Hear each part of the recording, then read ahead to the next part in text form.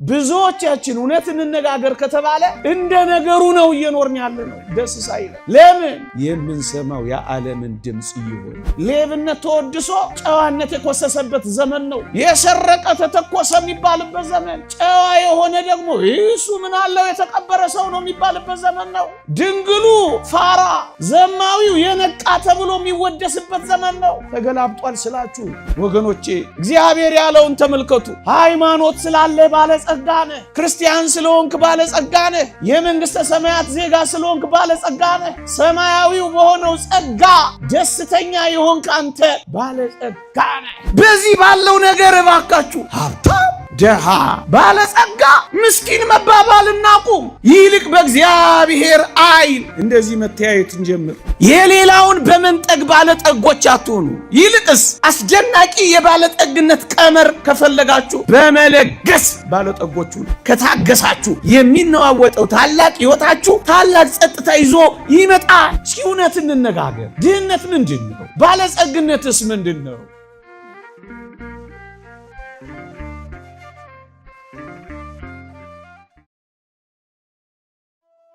መቸገርህን አውቃለሁ፣ ድህነትህን አውቃለሁ፣ ነገር ግን ባለጸጋ ነህ አለው።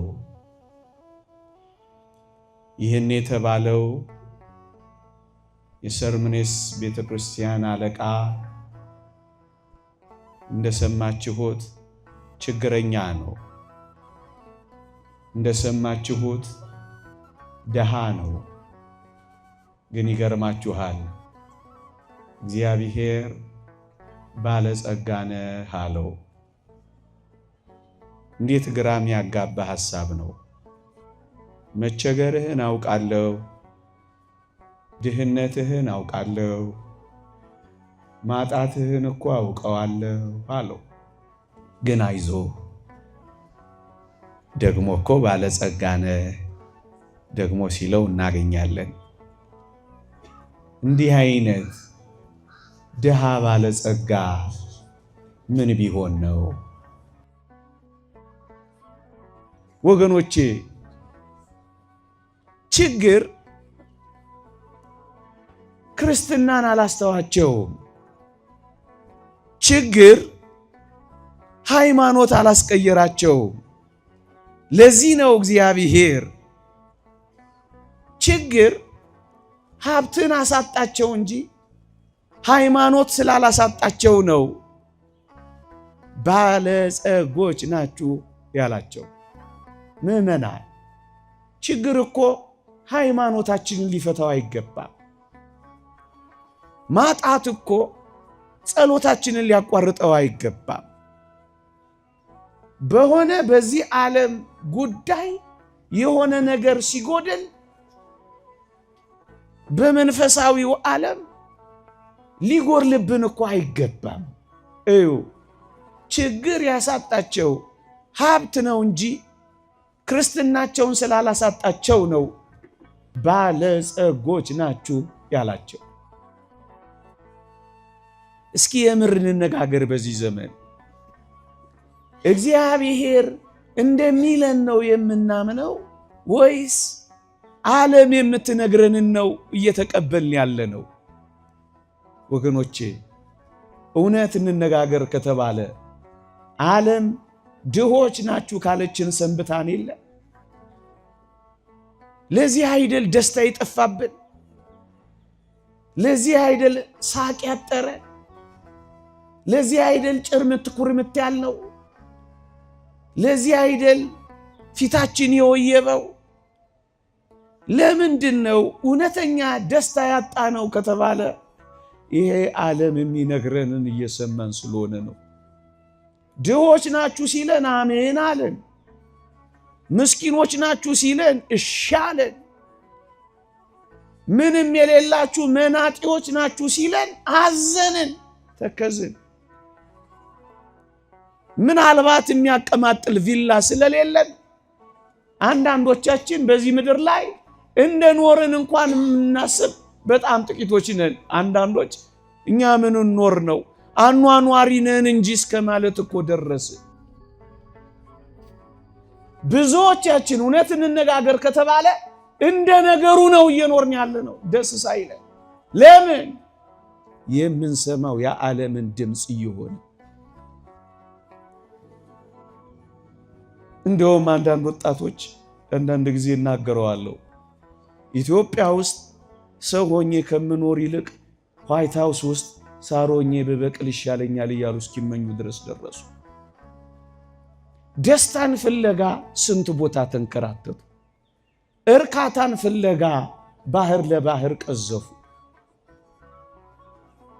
ምዕመናን፣ ስራን አትስሩ ማለት ስንፍናን ማበረታታት አይደለም። ብዙዎቻችን ዓለም የምትነግረንን እየሰማን እግዚአብሔር የመረጠልንን ችላ እያል ደስታችንን ካራቅን ቆየን እያልኳችሁ ነው። ዓለም ከተወሰነ ኪሎ ካሎሪ በታች ከበላችሁ ወይም በዓመት የሆነ ዶላር ካላመጣችሁ ደሃ ነው ብሎ ነው የሚበይነው። ዓለም እንደዚህ ነው የሚበይነው። የዓለም የብልጽግና ልኬት ይሄ ነው። እግዚአብሔር ግን እንደዚህ አይደለም የሚለው። አያችሁ፣ የዓለም ከእግዚአብሔር እንዴት እንደሚለይ ተመለከታችሁ። በሞቴ በተቀደሰ ትዳር ተወስኖ በቃለ እግዚአብሔር መስፈርትነት ልጆቹን የሚያሳድግን አባት ይሄ ዓለም አፋኝ የሚል ስም ነው የሚሰጠው። ኋላ ቀር የሚል ታርጋ ነው የሚለጥፈው። እናውቃለን። ያልገባው እኮ ነው የሚለው። እያያችሁ ነው። ሌብነት ተወድሶ ጨዋነት የኮሰሰበት ዘመን ነው። የሰረቀ ተተኮሰ የሚባልበት ዘመን፣ ጨዋ የሆነ ደግሞ እሱ ምን አለው የተቀበረ ሰው ነው የሚባልበት ዘመን ነው። እንዴ ድንግሉ ፋራ፣ ዘማዊው የነቃ ተብሎ የሚወደስበት ዘመን ነው። ተገላብጧል ስላችሁ ተገላብጧል። በተቀደሰ ትዳር ተወስኖ ልጆቹን በእግዚአብሔር ቃል መስፈርትነትን የሚያሳድግን አባት ኋላ ቀር ብሎ ይጥለዋል። ይልቅስ በዝሙት ተጠምዶ እንደ እንስሳ እያመነዘረ ምናልባት ከጸነሰ ደግሞ እያስወረደ የሚኖረው ደግሞ ስልጡን ይለዋል። የቤተሰብ ስልጣኔ የገባው ይለዋል። ተራማጅ ብሎ ይበይንለታል። እውነቱና ስያሜው ተገላብጧል። ምዕመናን ወገኖቼ፣ እግዚአብሔር ያለውን ተመልከቱ። ሃይማኖት ስላለ ባለጸጋ ነህ፣ ክርስቲያን ስለሆንክ ባለጸጋ ነህ፣ የመንግስተ ሰማያት ዜጋ ስለሆንክ ባለጸጋ ነህ፣ የቅዱሳን ህብረት ጉባኤተኛ ስለሆንክ ባለጸጋ ነህ፣ ደስታህን ከውጪ ሳይሆን ከውስጥ የሚፈልቅ ባለጸጋ ነህ፣ በምትኖርበት ቪላ ሳይሆን በእግዚአብሔር ቤት ውስጥ በመጣል ደስ የሚልህ ባለጸጋ ነህ። በሚመጣ በሚሄድ ነገር ሳይሆን ሰማያዊው በሆነው ጸጋ ደስተኛ የሆንክ አንተ ባለጸጋ ነህ። ደሃ የሚባለው ይላል ብዙ ፈቃዳት ያለው ሰው ነው ይላል። ደሃ የሚባለው ፍላጎቶቹን መግዛት ያልቻለ ሰው ነው ይላል። ደሃ የሚባለው ባየው ነገር ሁሉ የሚስገበገብ ሰው ነው ይላል። ምዕመናን፣ ደሃ ማን ነው ካላችሁኝ፣ ፍላጎቶቹን የማይገዛ ሰው እሱ ደሃ ነው። ያቺንም ሲያይ የሚያምረው፣ ይቺንም ሲያይ የሚፈልገው እሱ ምርጥ ደሃ ነው። በአንዲት ሚስት የማይወሰነው ቅብዝብዙ እሱ ደሃ ነው። ፊቱ የሚያበራ ደረቱ የሰፋ ሊሆን ይችላል። እመኑኝ፣ ፈቃዱን መግዛት መቆጣጠር ያልቻለ ምስኪን ነው። ራሱን መምራት ያልቻለ ምስኪን ነው። ስሜቱን መቆጣጠር ያልቻለ ምስኪን ደሃ እሱ ነው። ጠንቋይ ቤት ሄዶ ፀጉር ቆርጦ ርሚጦ ጥሎ እርቃኑን ሄዶ አመድ ላይ ተንከባሎ ከአጋንንትና ከዲያብሎስ ጋር ውል ገብቶ ተዋውሎ ሀብት የሚያዘንበውን ባለጸጋ ስትሉት አታፍሩ። ጠዋት እኛ ጋር ማታ ሌላ ቦታ እየተንበረከከ የመንግስተ ሰማይ ቤቱን ያፈረሰ የዚህን ዓለም ቤት ያነጸ እናንተ ባለጸጋ ትሉታላችሁ። እግዚአብሔር ግን ምን እንደሚለው ስሙ። ለምድር ባለጸጋ በዓለም ሰዎች አይን የተመነደገ ነው፣ በእግዚአብሔር አይን ፊት ግን ምርጥ ድሃ ነው። ፈቃዱን መግዛት ያልቻለ ራሱን መቆጣጠር ያልቻለ እሱ ድሃ ነው ያለው ሊቁ ዮሐንስ አፈወርቅ እኮ ይሄንን ነው ምዕመናን። እግዚአብሔር የሚያየው እንደዚህ ነው። ችግረኛ ነህ፣ ምስኪን ነህ፣ ጎስቋላ ነህ፣ ግን እኮ ባለጸጋ ነህ። እንዴት? ባለጸጋ ማለትን ሲተረጉመው ሃይማኖቱ የጸና ምግባሩ የቀና ትሩፋት የሚሰራ በጽድቅ የሚመላለስ እሱማ ባለጸጋ ነው ይላል ቅዱስ ዮሐንስ አፈወርቅ። ምዕመናን እግዚአብሔር የሚነግራችሁን ትሰማላችሁን ወይስ ዓለም የምትበይነውን ነው አሜን እሺ ብላችሁ የምትቀበሉት? እህቴ የደስታሽ ምንጭ ምንድን ነው? የእግዚአብሔር መሆንሽ ነው? ወንድሜ የሰማዩ ርስት ወራሽ ለመሆን የዚህች ቤተ ክርስቲያን አባል መሆንህ ነው። ከቅዱሳንና ከሐዋርያት ጋር ባለሀገሮች በመሆን ደስ ይልሃል። በምን ደስ ትሰኛላችሁ? እኔ ክርስቲያን ነኝ እያላችሁ ትስቃላችሁ፣ ደስ ይላችኋል። ምዕመናን መቸገርህን አውቃለሁ፣ ግን ባለጸጋ ነህ። ምዕመናን እግዚአብሔር የችግር ጊዜ ወዳጅ ብቻ አይደለም። እግዚአብሔር የባለጠግነትም ጊዜ አምላክ ነው። የማጣት ጊዜ ወዳጅ ብቻ አይደለም። እግዚአብሔር የመሙላትም ጊዜ ወዳጅ ነው። እግዚአብሔር ሲቸግረን እጃችንን እንዘረጋለት፣ ሲሞላልን እጃችንን እናጥፍለት አምላክ አይደለም። እግዚአብሔር ወረት አይደለም፣ የሁል ጊዜ አምላክ ነው። ወገኖቼ የምድር ባለጸግነት ባለጸጋውን እግዚአብሔር የሚያስረሳችሁ ከሆነ ባለጸግነት ይቅርባችሁ። እደግመዋለሁ፣ የዚህ ዓለም ሙላት የሰማዩን ሙላት የሚያሳጣችሁ ከሆነ የዚህ ዓለም ሙላት ይቅርባችሁ። አንተ የባለጸግነትን ጸጋ ሰጠኸኝ፣ አንተን የሚያስተወኝ ከሆነ የባለጸግነትን ጸጋ ከኔ ውሰደው በሉት እባካችሁ። ይህን ዓለም አጣችሁ፣ እግዚአብሔር ዓለማችንን ብናገኘው አይሻላችሁ? በመጥገብ ጊዜ እግዚአብሔርን ስለረሱት ነው ምን ያላቸው?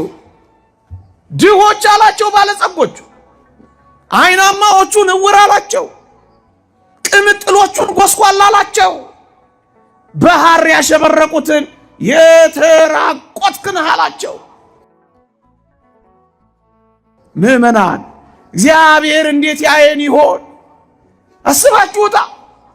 ቤታችን የሞላውን የሰላውን ንብረት የሚያይ እንዳይመስላችሁ። እግዚአብሔር የውስጥ የነፍሳችንን ውበት ያየዋል። እግዚአብሔር አላችንን ብቻ የሚመለከተው እንዳይመስላችሁ። እግዚአብሔር ውስጣችን፣ የውስጥ ልብሳችን፣ የውስጥ ጌጣችን፣ በውስጥ የምንለብሰውን ጸጋ እግዚአብሔርን ነው እግዚአብሔር የሚያየው። ምዕመናን በዚህ ባለው ነገር እባካችሁ ሀብታም፣ ደሃ፣ ባለጸጋ፣ ምስኪን መባባል እናቁም። ይልቅ በእግዚአብሔር አይን እንደዚህ መተያየት እንጀምር። የነፍስ ባለጠግነት፣ የእግዚአብሔር ቤት ሙላት፣ የሰማያዊ ሕይወት ጎዳና ባለጸግነት ነው ለኛ ለክርስቲያኖች የሚያስፈልገን ወገኖች። ይሄን ዓለም ቢኖረና እንጠላም። ባለጸግነት በራሱ የሚነቀፍ ነገር አይደለም፣ በፍጹም አይነቀፍም። አብርሃም ባለጸጋ ነበረ፣ ኢዮብ ባለጸጋ ነበረ። በጣም ብዙ አይነቀፍም ባለጸግነት። ይሄን ስናስተምር ባለጸግነትን እየነቀፍን እንዳይመስላችሁ። ባለጸግነት የሚያመጣው ትዕቢትና መታጀል ግን እግዚአብሔርን የሚያስረሳ ከሆነ ባለጸግነት እንቅር ብሎ ይቅር እንድንል ነው ግን የሚያስፈልገው። ባለጸግነታችን ጸሎት የሚያስተወል፣ ባለጸግነታችን የእግዚአብሔርን ቤት የሚያስረሳ፣ ባለጸግነታችን ካህናትን እንድንንቅ፣ ባለጸግነታችን በተጋነነ የሀብት አድናቆት ምክንያት ይህን ዓለም የሚያጋድለን ከሆነ ይቅርብን እንድንል ነው። የተጋነነ አድናቆት ሳይኖረው ይልቁንም ለወንድሙ ለማካፈል ልቡ የሚከፈተው ይልቁንም የራሱን የሚያካፍል ሰው የሌላውን የሚመኝ አይደለም። ስታካፍል የሌላውን አትመኝም። ክርስቲያን የመሆን ይህን ዓለም የመናቅ ድል የማድረጊያው መንገድ እኮ ይሄ ነው። ካካፈልክ ወንድምን ወደህ ከመቀበል ይልቅ የምትሰጥ ስትሆን ምእመናን በጣም ሰላማዊ ነው የምንሆነው። የሌላውን የማይመኝ ሰው እኮ የራሱን መስጠት የሚችል ሰው እኮ። ማካፈል መስጠት ስትለምድ የሌላውን ከቶም ቢሆን አትመኝም። የራስህን እንኳን መስጠት ችለሃላ። ምን አይነት ሰላማዊ እንደምንሆን አስቡት። በጣም ሰላማዊያን ነው የሚሆኑት። የሌላውን በመንጠግ ባለጠጎች አትሆኑ። ይልቅስ አስደናቂ የባለጠግነት ቀመር ከፈለጋችሁ በመለገስ ባለጠጎቹ ነው። በማካፈል ባለጸጎቹ ነው። እናንተ የምትጎርሷትን ለሌላ በማጉረስ ባለጠጎቹ ነው። ባካችሁ ይልቁንም እንዲህ ባለው ዘመን ወገኖቼ፣ የማይበሉ በሚበዙበት ዘመን፣ ብዙዎች ስራ ባጡበት ዘመን፣ ዓለም ላይ እንደ አጠቃላይ በሚወርደው ውርጅብኝ በምናውቀው በማናውቀው ተፈጥሯዊው ሰው ሰራሹ ምክንያታዊ ባልሆነ መንገድም በሚፈጠሩት ነገሮች መካከል ባለጸጋ መሆን ከፈለጋችሁ አካፍሉ። 3 ጊዜ የሚበላ ቢያንስ 1 ጊዜ ለማይበላው ያካፍለው። ይሄ የክርስቲያናዊ ሕይወት እውነተኛ የባለጸግነት መወጣጫ የመሰላል መንገድ ነው። ክፋት አድርገው በተሳካላቸው ሰዎች አትቅኑ። እኔም እንዲህ አድርጌ እኮ ይለፍልኝ አትበሉ። የእግዚአብሔርን ትእዛዛት ሽረው በሚኖሩ ሰዎች አትምሰሉ። እነሱን ወደ መምሰል ፈቀቅ አትበሉ። ምእመናን፣ ክፉ ቀን ካላችሁ የተቸገራችሁበት ቀን አይደለም፣ የእግዚአብሔር መንግስት የምታጡበት ቀን ነው። ለአንተና ለእኔ ክፉ ቀን ለክርስቲያን ከእኔ ሂድ የምትባለውን ድምፅ መስማት ከሰው መባረር መሰላችሁ? ሰው ከመንግስተ ሰማያት መፈናቀል ነው ወገኔ። ከዚህ ዓለም መፈናቀል እርባናም ቁብም አትስጠው። ምግብ ያን ያህል ቁም ነገርም አይደለም። አትርበትበትበት። በምግብ ፊት አቅምን አሳየው የእግዚአብሔር ልጅ ስለሆንክ። አዎ ክፉ ቀን ካላችሁ ይሄ ነው ክፉ ቀን። ወግድ ከኔ የሚለው ክፉ ቀን ባለጸግነትና ድህነት። መቸገርህን አውቃለሁ፣ ነገር ግን አንተ ምንድነህ? ባለጸጋ ነህ። ይቆየን።